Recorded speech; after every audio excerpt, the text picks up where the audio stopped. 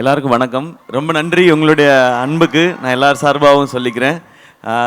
இங்கே வந்திருக்கிற பத்திரிகை, தொலைக்காட்சி, இணையதள நண்பர்கள், வீடியோகிராஃபர்ஸ், ஃபோட்டோகிராஃபர்ஸ் எல்லாருக்கும் நன்றி, வணக்கம். அண்ட் அங்கே நின்று எங்களுக்கு இந்த சந்தோஷத்தை கொடுத்துட்ருக்க, அன்பு கொடுத்துட்ருக்க எல்லாருக்கும் ஒரு பெரிய பெரிய நன்றி. அண்ட் என்னோடய டீம், இந்த பராசக்தி இவ்வளவு பெரிய ஒரு ஃபிலிமாகவும் ஒரு எக்ஸ்பீரியன்ஸாகவும் மாறி இருக்கிறது காரணமான இங்கே இருக்கிற அத்தனை பேருக்கும், இங்கே வர முடியாத அத்தனை பேருக்கும் என்னுடைய நன்றி, வணக்கம். பராசக்தி ஒரு 1960களில் நடந்த ஒரு விஷயத்தை வச்சு அதை சுற்றி ஒரு கதையை அமைச்சிருந்தாங்க சுதா மேம். இந்த படம் பண்ணுறதுக்கு மிக முக்கியமான காரணம் என்ன அப்படின்னு கேட்டிங்கன்னா, இந்த கதை அப்படின்றத தாண்டி ஃபஸ்ட் ரீசன் வந்து சுதாக்குங்கிற மேம் தான். அவங்க தான் ஃபஸ்ட் ரீசன். ஏன்னா அவங்க இந்த படம் பண்ணலான்னு சொல்லும்போது பண்ணலாம், அதுக்கப்புறம் தான் நான் பண்ணலான்னு முடிவு எடுத்துகிட்டு தான் இந்த ஸ்கிரிப்டை படித்தேனே நான். ஏன்னா அவங்க எவ்வளோ மெனக்கெட்டு இருந்தாங்கன்னா, இந்த படத்துக்காக கிட்டத்தட்ட ஒரு 4-5 ஆண்டுகள் இந்த படத்துக்காக அவங்க ஸ்பெண்ட் பண்ணியிருக்காங்க. ஸோ நான் இந்த கதையை தெரிஞ்சுக்கிட்ட பிறகு இதை பற்றின நான் எதுவும் ரிசர்ச் பண்ண வேண்டிய அவசியமே இல்லை. ஏன்னா 4 வருஷம் ஒருத்தனா கிட்டத்தட்ட ஒரு டிகிரியே முடிச்சிருக்காங்க, இதில் ஒரு யூஜி பிஜி எல்லாம் முடிச்சிருக்காங்க. ஸோ அவங்க என்ன சொல்கிறாங்களோ அதை செஞ்சால் போதுன்றது தான் இருந்தது.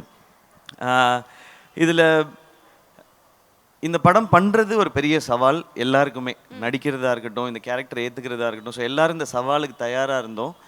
மேம்க்குமே இது ரொம்ப சேலஞ்சிங்கான ஒரு விஷயமாக தான் எடுத்து பண்ணியிருக்காங்க. பட் இந்த மாதிரி சவால்களை தலைவர் சொல்கிற மாதிரி சோதனையை சந்திச்சா தாயா சாதனை அப்படின்ற மாதிரி இந்த படம் அப்படி ஒரு சாதனையாக தான் இருக்கும்னு நான் நம்புகிறேன். ஏன்னா அவ்வளோ விஷயங்களை கடந்து வந்திருக்கோம். அண்ட் தேங்க்யூ ஆகாஷ் ப்ரோ, இந்த படத்தோட ப்ரொடியூசர் நீங்கள், இந்த படத்தை நீங்கள் சிரத்தை எடுத்து பண்ணதுக்கு. அண்ட் அதை தாண்டி படங்கள் நிறையா பண்ணிகிட்டே இருக்கோம். ஒரு படம் எடுக்கிறது மட்டும் இல்லை, அதை கொண்டு போய் மக்கள்கிட்ட சேர்க்குறது ரொம்ப முக்கியம்.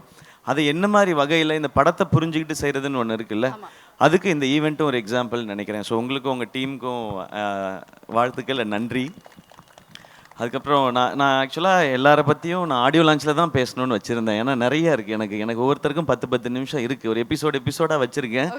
இங்கே மற்றவங்கெல்லாம் பேசிட்டதுனால நான் ஒரு வரியாவது பேசணும் மேம். இல்லைன்னா யூடியூப்பில் வந்து அழகாக பேசிய ஜெயம் ரவி, அதை கண்டுகொள்ளாத சிவகார்த்திகேயன் அப்படின்னு போடுவாங்க. அதனால் நான் 2 வரியாவது பேசிடுறேன். அண்ட் அதர்வா ப்ரோ, இவருக்கு எனக்குமான ஈக்குவேஷன் வந்து சாப்பாட்டில் தான் எங்களுடைய கனெக்ஷனே. அவர் நல்லா ஃபிட்டாக இருக்கார், என்னைய டெசர்ட் சாப்பிட வச்சுருவார். அவர் ஆனால் அப்புறமா ஒர்க் அவுட் பண்ணுவார்னு நினைக்கிறேன். நான் அந்த சந்தோஷத்துலேயே தூங்கிடுவேன். அடுத்த நாள் ஐயோ கொஞ்சம் வெயிட் போட்டுமே அந்த மாதிரி இருக்கும். பட் ஒரு பிரதர் பாண்டிங்குன்றது நீங்கள் படத்தில் பார்க்குறது நடிப்பு இல்லை, உண்மையாக அவருக்கு என் மேலே இருக்கிற கேர், எனக்கு அவர் மேலே இருக்கிற கேர். எனக்கு அவரோட ஒரு ஸ்பெஷல் மொமெண்ட் மட்டும், அவருடைய ஃபஸ்ட்டு ஃபிலிம் ப்ரமோஷன் வந்து நான் இது ஹோஸ்ட் பண்ணும்போது அதுக்கு வந்தார், அப்பாவோட வந்தார். அது எனக்கு ரொம்ப ஒரு மறக்க முடியாத ஒரு எபிசோடு. இன்றைக்கி நான் அவரோட சேர்ந்து இந்த படம் பண்ணுறேன்றது எனக்கு ரொம்ப ஸ்பெஷலாக இருக்குது. அண்ட் மேம், உங்களை பற்றி இதுக்கு மேலே நான் சொல்ல போகிறதில்ல, ஆனால் நிறையா இருக்குது. எபிசோடெல்லாம் வச்சுருக்கேன் நான், அது ஆடியோ லான்ச்சில் பார்த்து. அண்ட் ஸ்ரீலீலா, வெரி ஹாப்பி, உங்களோட first Tamil film. Welcome. Tamil audience உங்களுக்கு தெரியும், இங்கே வந்து ரொம்ப பயங்கரமான பர்ஃபார்மராக இருக்கணும்னு அவசியம் இல்லை, ஆனால் முயற்சி இருக்குன்னா அவங்க தட்டி தூக்கிட்டு வந்து மேலே கொண்டு போய் வச்சுடுவாங்க. அப்படி வந்தவன் தான் நாளாக. So welcome. அது இந்த மாதிரி ஒரு படத்தில் இருக்கிறது ரொம்ப சந்தோஷம். கொஞ்சமாக டான்ஸ் வச்சதுக்காக டான்ஸ் மாஸ்டருக்கு நன்றி. உங்கள் ஸ்பீடுக்கு டான்ஸ் வைக்கல இந்த படத்தில், அதில் நான் ரொம்ப ஹாப்பி. அண்ட் ரவி மோகன் சார், தேங்க்யூ, நீங்கள் இதை அக்செப்ட் பண்ணிக்கிட்டதுக்கு இந்த ரோலை. ஒரு ஹீரோ வந்து ஹீரோவாக ஒரு கதை கேட்டு இந்த கதை ஓகே, இந்த கதை இல்லைன்றது டெசிஷன் எடுக்கிறது ரொம்ப ஈஸி. ஆனால் ஹீரோவாக சக்ஸஸ்ஃபுல்லாக இவ்வளோ வருஷம் பண்ணதுக்கப்புறம் வில்லனாக நடிக்கிறதுன்றது அது ரொம்ப ஒரு டஃப்பான ஒரு டெசிஷன் அது. அப்போ அவரை எடுத்து ஓகே சொல்லும்போது நான் நினச்சிக்கிட்டது அதுதான், நீங்கள் படத்தில் தான் வில்லன், எனக்கு நான் காலேஜிலேருந்து பார்த்த ஹீரோ தான் நீங்கள், அப்படி தான் என் செட்டில் இருக்கணும், இந்த படத்தில் இருக்கணுன்றதான் நான் நினச்சது. அது எப்போவுமே அப்படி தான் நினைப்பேன் சார். அதனால தான் நாங்கள் ரவிமோகன்றது தான் ஃபஸ்ட்டு நேம் இருக்கும். இங்கே இருக்கிறதுலே சீனியர் எங்களுக்கு அவர் தான். நீங்கள் தான் பெரியவங்க நீங்கள் அப்படின்னு சொல்லி தான் நாங்கள் பண்ணுவோம். ஜிவி ப்ரோ, ஜிவியோட 100th ஃபிலிம். நான் இப்போ தான் சொல்லிட்டு இருந்தேன், அம்மா கேட்டாங்க, ஜிவி பிரகாஷ் 100 படம் பண்ணிருச்சுப்பா, சின்ன குழந்தையிலேருந்து மியூசிக் போடுதோ அப்படின்னு இன்னைக்கு காலையில் கேட்டாங்க அந்த விகடன் இன்டர்வியூ பார்த்துட்டு. ஆமாம்மா, அவர் சின்ன வயசுலேருந்து ஆரம்பிச்சாருமா, நான் குழந்தையா இருக்கும் போதில் மியூசிக் டைரக்டர்லாம் 10 படம் 15 படம்லாம் பண்ணலாமா, அதனால அவன் 100 படம் பண்ணிருச்சுப்பா, பெரிய விஷயம்னு சொல்லிட்டு இருந்தாங்க. உண்மையிலே பெரிய விஷயம் தான். 100 படம் பண்ணுறதில்ல, அதுக்குள்ளே எல்லா ஜானரும் பண்ணிட்டார் அவர்.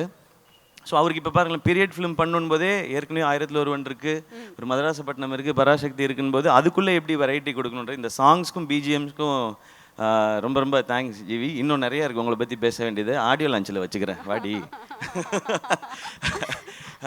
அண்ட் எல்லா டெக்னீஷியன்ஸ்க்கும் ரொம்ப தேங்க்ஸ். ஏன்னா இது 25th ஃபிலிம், ரொம்ப ஸ்பெஷலாக. இது 25th ஃபிலிம் ஆனதுக்கு காரணமும் ஆகாஷ் தான்.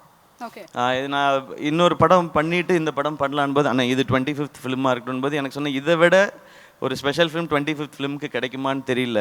இந்த ஸ்டோரி, இப்படி ஒரு டீம் அண்ட் இந்த டைட்டில்.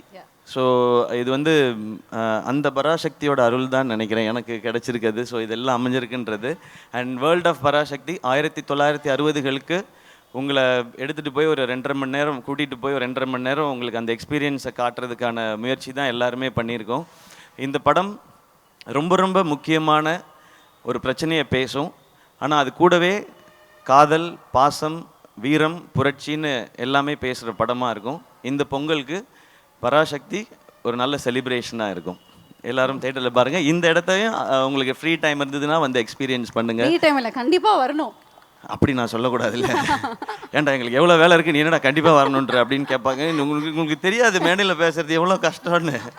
நாளைக்கு யோசிச்சு பேசிகிட்டு இருக்கோம். ஸோ ஃப்ரீ டைம் இருக்கும்போது வந்து பாருங்கள். ஏன்னா வீக்கெண்ட் வந்துருச்சு இல்லையா? ஸோ எங்கேயாவது இது பக்கமாக அப்படி போகும்போது வாங்க, ஓ இதெல்லாம் பண்ணியிருக்கீங்களான்னு இருக்கும். எனக்கு அந்த செவர்லே கார்லாம் பார்க்கும்போது அந்த மாதிரி ஒரு எக்ஸ்பீரியன்ஸ் தான் இருந்தது. நான் அதெல்லாம் கேள்விப்பட்டிருக்கேன், கேட்டிருக்கேன். அது நேரில் பார்க்கும்போதோ அது அனுபவிக்கும் போதோ அது ஒரு புது ஃபீல் அது. அண்ட் இந்த இடத்துல இந்த ஈவெண்ட் நடக்கிறது சூப்பர், ஸ்பெஷல், ஐகானிக்கான ஒரு பிளேஸ். ஆமாம். ஸோ இந்த ஃபிலிமே அப்படி தான், இந்த ஃபிலிம் ஒரு பிளெஸிங் அப்படி தான் நான் நினைக்கிறேன். ஓகே, சிவகார்த்திகனோட முதல் படங்கள்லாம் வந்து பார்த்தா நம்மள அப்படியே சிரிக்க வச்சு ஹாப்பியாக ஃபீல் பண்ண வச்சிருப்பாரு. அதுக்கப்புறம் அமரனில் தேம்பி அழுக வச்சிங்க கடைசியில் கிளைமேக்ஸில். இந்த படத்தில் எங்களுக்கு எந்த மாதிரி ஒரு அனுபவம், ஒரு ஃபீல் வந்து கிடைக்க போகுது உங்ககிட்ட இருந்து? இன்ஸ்பைரிங் ஃபீல் கிடைக்கும் எல்லாருக்கும். ரொம்ப இன்ஸ்பைரிங்காக இருக்கும் இந்த படம் பார்க்கும்பொழுது. எஸ்பெஷலி இந்த படம் பராசக்தின்றது வந்து ஸ்டூடெண்ட்ஸோட பவர் என்னங்கிறத பேசுகிறது தான் இந்த படம். அந்த பவரை நிச்சயமாக படம் பார்க்கும்போது உணர்வாங்க. ஓகே, எஸ்கே வந்து கண்ட்ரோல் பண்ணி பேசிட்டு இருக்காரு. ஏன்னா மேம் கீழ இருந்து போதும் எஸ்கே நோ அப்படிங்கிற மாதிரி மேம் சொல்லிட்டாங்கன்னா அதை நான் செஞ்சுடுவேன். Okay okay, but I think we have to இப்படிலாம் பண்ணாதீங்க மேம். அப்போ நீங்கள் சொன்னதெல்லாம் செய்யாத மாதிரி இருக்கு.